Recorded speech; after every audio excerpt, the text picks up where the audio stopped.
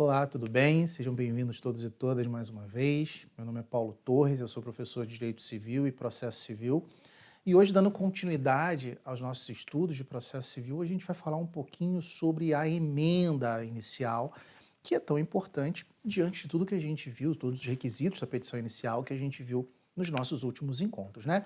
Então, olha lá, como a gente viu nesses nossos últimos encontros, a petição inicial ela é a ferramenta que a gente utiliza para romper, para quebrar a inércia da jurisdição. Tá? Então, como o Estado precisa ser provocado, a gente precisa fazer essa provocação mediante o uso de um instrumento formal previsto pelo Código de Processo Civil, que é a petição inicial. E como é um instrumento formal, a inobservância a essas formalidades traz consequências jurídicas importantes. Uma delas é a possibilidade barra necessidade de emenda a essa inicial para que ela possa se adequar a todos os ditames previstos, preconizados pelo Código de Processo Civil, ok? Então vamos lá para o conceito. Olha lá, quando a petição inicial não atende aos requisitos legais necessários para o devido ajuizamento da ação, o juiz ordena que a parte realize os ajustes necessários, determinando que seja feita a sua emenda, sob pena, aí sim, de indeferimento da petição inicial.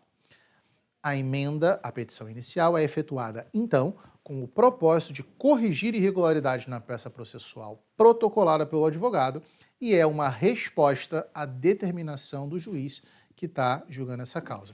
Então, olha para mim.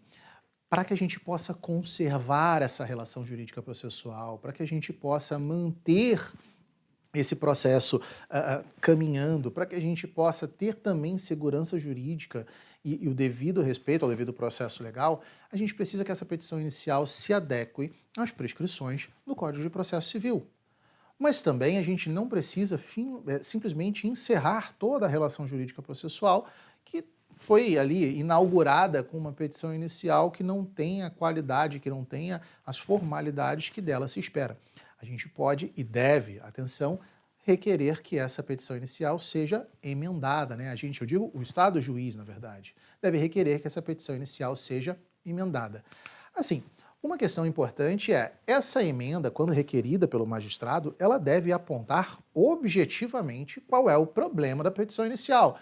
Não pensem que é um enigma completo uma emenda de petição inicial. O magistrado não vai falar, olha, Paulo, não gostei muito da sua petição inicial, refaça. E aí descobre aí o que está errado nela. Não, não. A decisão, como toda decisão judicial, requer fundamentação. O juiz vai precisar declinar os motivos pelos quais ele está requerendo que aquela petição inicial seja, portanto, emendada. E ele vai fazer isso apontando objetivamente, olha, Paulo, emende a petição inicial para que dela conste o endereço completo do réu com o seu CEP, por exemplo, indicando que ele não consegue fazer a citação com o endereço que está ali declinado na petição. Tudo bem? E por que a gente tem que emendar, então? Então vamos começar a entender por que a emenda da petição inicial existe, entendendo o que é o princípio da primazia da solução de mérito. Olha para o quadro ali para mim. Então, o princípio da primazia da solução de mérito no processo civil é um dos pilares fundamentais do CPC de 2015 e orienta o sistema processual no sentido de privilegiar a análise do mérito das causas em detrimento, naturalmente, de uma formalidade. Ou seja, a resolução efetiva do conflito de interesses apresentados pelas partes, ao invés de extinguir os processos por questões formais ou processuais. Atenção, gente, não me entendam mal, a formalidade é deveras importante. Ela só não é o objetivo último da relação jurídica processual. A gente precisa da obediência à formalidade para que a gente tenha a formação e desenvolvimento de uma relação jurídica processual de qualidade. Mas ela não pode se sobrepor à finalidade última do processo, que é solucionar o conflito. Então, se há um problema de forma, a gente deve consertar esse problema de forma em detrimento de simplesmente jogar todo esse processo para o alto e tentar de novo. Pensa como se o processo fosse uma relação. Você não vai desistir daquele relacionamento no primeiro momento em que um desentendimento acontecer. Então vocês discordaram sobre qual filme ver no cinema e a partir disso nunca mais irão se falar. Não é assim. A gente conversa, a gente se acerta e prossegue com um objetivo. Também é assim no processo. Só que a nossa conversa no processo, ela é feita a partir da correção desses problemas formais que aconteçam, porventura, com vistas a garantir maior segurança jurídica. O princípio da primazia da solução de mérito, então, ele visa garantir, primeiro, efetividade da justiça. Por que efetividade da justiça? Porque o objetivo da relação jurídica, o objetivo da tutela jurisdicional é garantir que os anseios de justiça daquelas partes que estão procurando o Estado sejam adequadamente satisfeitos. E não somente com a declaração do direito que assiste ou não assiste a cada uma das partes, mas com a garantia de que essa tutela jurídica será concretizada ao final desse processo, inclusive com esforços do Estado para garantir que esse bem da vida se manifeste. Segundo, economia processual. Por quê? Múltiplos processos vão gerar múltiplos processamentos, vão gerar múltiplas atuações por parte dos serventuários da Justiça, fazendo com que essas entradas e saídas e extinções de processo só façam aumentar o acervo processual que tanto se fala, vem criando esse assoberbamento do judiciário, né? A gente sempre fala sobre isso em discussões, e os tribunais também falam isso é pauta da mídia. O nosso judiciário, ele é constantemente bombardeado de demandas, e isso faz sentido, e é bom, porque isso significa que os cidadãos estão tendo efetivamente acesso à jurisdição, né? Não necessariamente acesso à justiça, mas acesso à jurisdição. Só que, para que a gente possa ter uma atividade jurisdicional de qualidade, a gente precisa garantir que esse uso da atividade jurisdicional seja racional. Então, se a gente puder evitar um processamento desnecessário com a distribuição de uma nova demanda, assim o faremos. E, por último, acesso à justiça. Por quê? Quando eu facilito o acesso de uma parte à atividade jurisdicional efetiva, eficiente, que vai realmente garantir aquele bem da vida pretendido, eu estou garantindo a ela acesso à justiça, ou seja, a tutela daquilo que ela espera do Estado, né?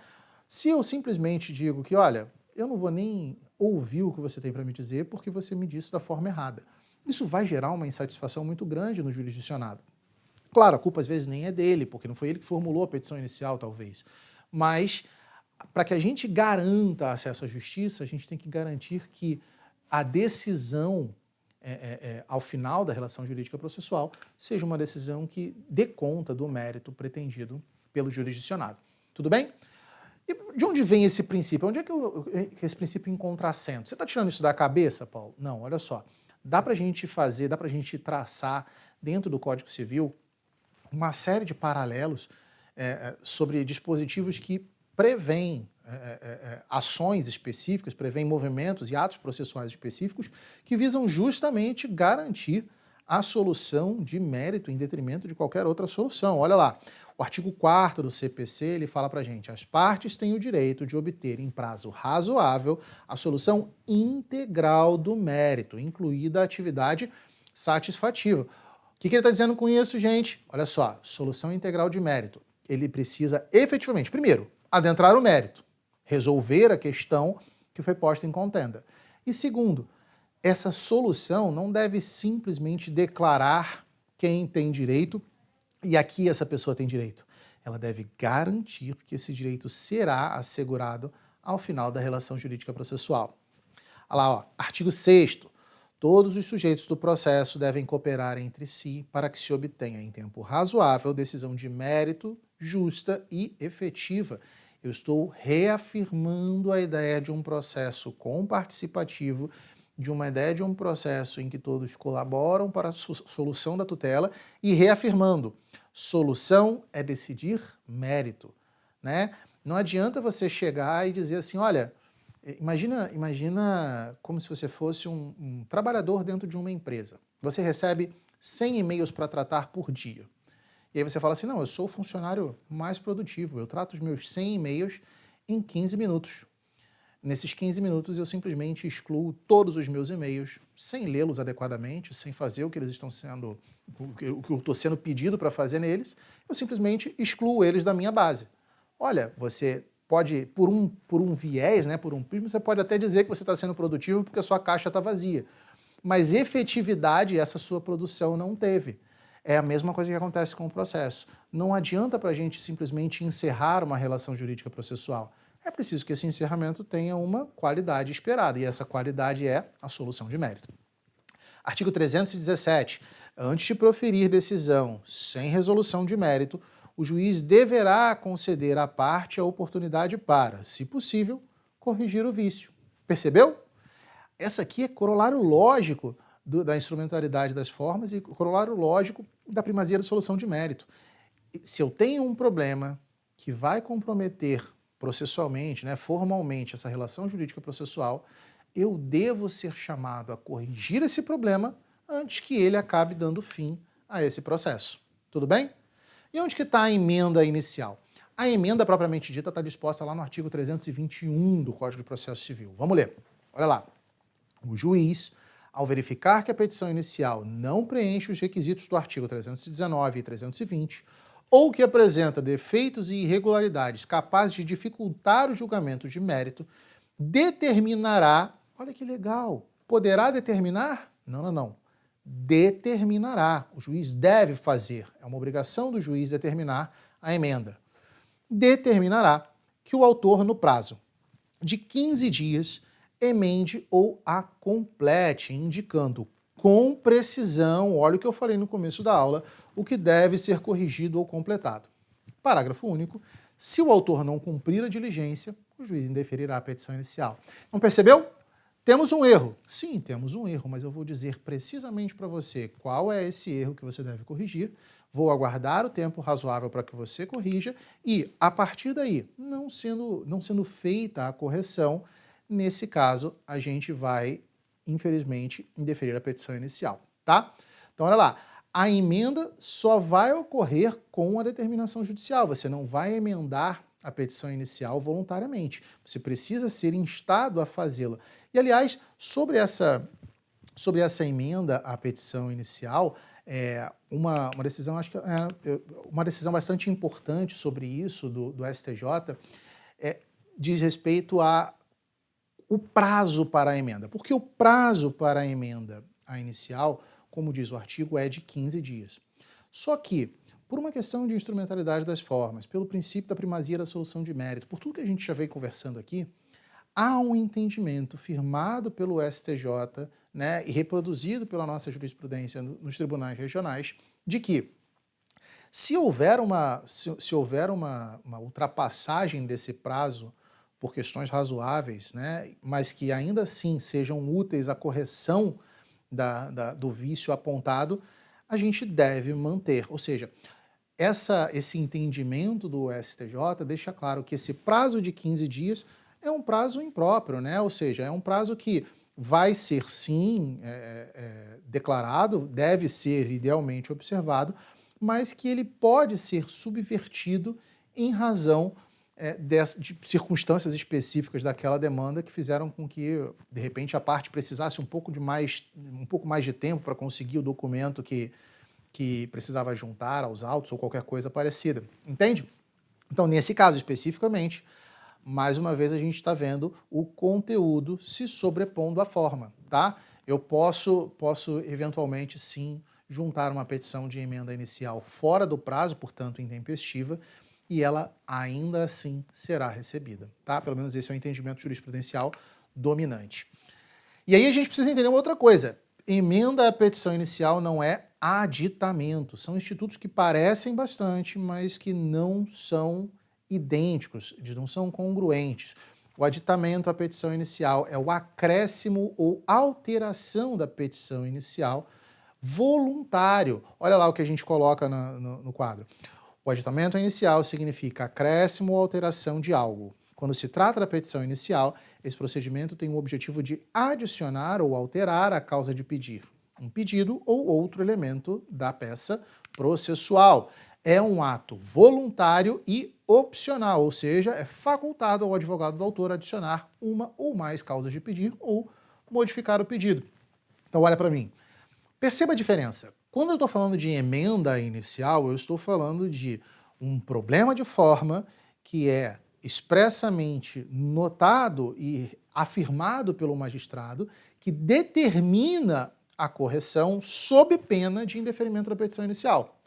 A emenda, ela é um ato obrigatório e formal, enquanto o aditamento, por sua vez, não. O aditamento pode ser que o advogado, no curso da propositura da ação, acabou sei lá, tendo contato com mais documentos ou com mais elementos trazidos pelo seu cliente, resolveu aditar a sua petição inicial para trazer um novo pedido, trazer documentos novos. Ele está acrescentando elementos àquela relação jurídica processual, né? E como isso é feito? Olha lá, esse procedimento pode ocorrer livremente até o momento da citação, então eu distribuí a ação e a citação ainda não foi realizada, eu posso fazer aditamento. Mas se eu quiser fazer isso após a citação do réu, eu só poderei fazê-lo com a concordância, com a anuência do réu. Se o réu não concordar com esse aditamento da petição inicial depois de ter sido citado, eu não poderei fazê-lo, tá? Olha o que diz lá o 329 do CPC. O autor poderá. Percebam sempre a diferença dos verbos, né? Enquanto uma questão imperativa, normalmente o código vai trazer deverá. Quando a gente está falando de questões potestativas, o código vai dizer poderá. É uma faculdade da parte. Então, olha lá, o autor poderá, inciso 1, até a citação, aditar ou alterar o pedido ou a causa de pedir, independentemente de consentimento do réu. Inciso 2, até o saneamento do processo, então vamos lembrar lá atrás, quando a gente falou sobre as fases do procedimento comum, até o saneamento do processo ele pode aditar ou alterar o pedido e a causa de pedir com o consentimento do réu, assegurado o contraditório mediante a possibilidade de manifestação deste no prazo mínimo de 15 dias, facultado o requerimento de prova suplementar. Então, depois da citação do réu, eu posso modificar minha petição inicial? Posso. Desde que, 1, ele concorde, 2, ele tenha a possibilidade de se manifestar sobre a modificação que eu fiz, e, não menos importante, 3, eventualmente produzir ou requerer provas suplementares para esses elementos novos que foram trazidos à relação jurídica processual, tá? E como é que a gente faz, então, voltando a falar da emenda, como é que a gente faz uma emenda inicial? Bom, quais são os procedimentos? Vamos tentar sistematizar. Primeiro, identificar o defeito, o juiz vai identificar as falhas ou omissões na petição inicial. Segundo, vai ser feita a determinação judicial, o juiz vai determinar expressamente que o autor emende ou complete a petição inicial, dizendo o que deve ser corrigido. 3, o prazo para correção, que é de 15 dias, como a gente falou, sendo prorrogado em situações excepcionais. E o 4 é a nova análise, ou seja, a partir da correção, o juiz vai verificar novamente se aquela petição inicial preenche ou não os requisitos do artigo 319. Aí é o que eu falei. Embora a lei fale expressamente no prazo de 15 dias, a realização da emenda inicial persiste o entendimento jurisprudencial firmado pelo STJ no RESP número 1.133.689-PE, sob relatoria do ministro, na época, Massami Uieda, de que, mesmo se o prazo não for cumprido, o juiz pode, analisando o caso concreto, admitir a prática tardia. Atenção, o entendimento diz que o juiz pode, então ele também não está obrigado a fazê-lo. O prazo existe, deve ser observado, né? Ele só deixou claro que esse é um prazo impróprio. E essa, claramente, é mais uma homenagem, é mais uma decisão que respeita a primazia da resolução de mérito, a efetividade do processo e a instrumentalidade das formas, ok? E quais são as consequências quando a petição inicial, não é emendada, né? Quando a emenda não é realizada, mesmo quando o autor é intimado para fazer isso, isso vai gerar um ônus para o autor que deflagra algumas consequências jurídicas para o nosso processo. Primeiro, mais importante, o indeferimento da petição inicial. O indeferimento da petição inicial vai fazer com que o processo seja extinto. Então, está lá a segunda consequência, extinção do processo sem a análise do mérito, portanto. Ah, Paulo, mas extinguiu o processo, ele pode propor de novo, foi sem análise do mérito. Em regra, sim, mas algumas coisas a gente precisa discutir. A primeira delas é, a extinção do processo sem resolução do mérito não significa que o judiciário não foi movimentado, não foi provocado a realizar o exercício jurisdicional. Então, já que a gente provocou o judiciário, teremos custas a pagar, ok? Então, e se formos propor uma nova ação, novas custas serão necessárias.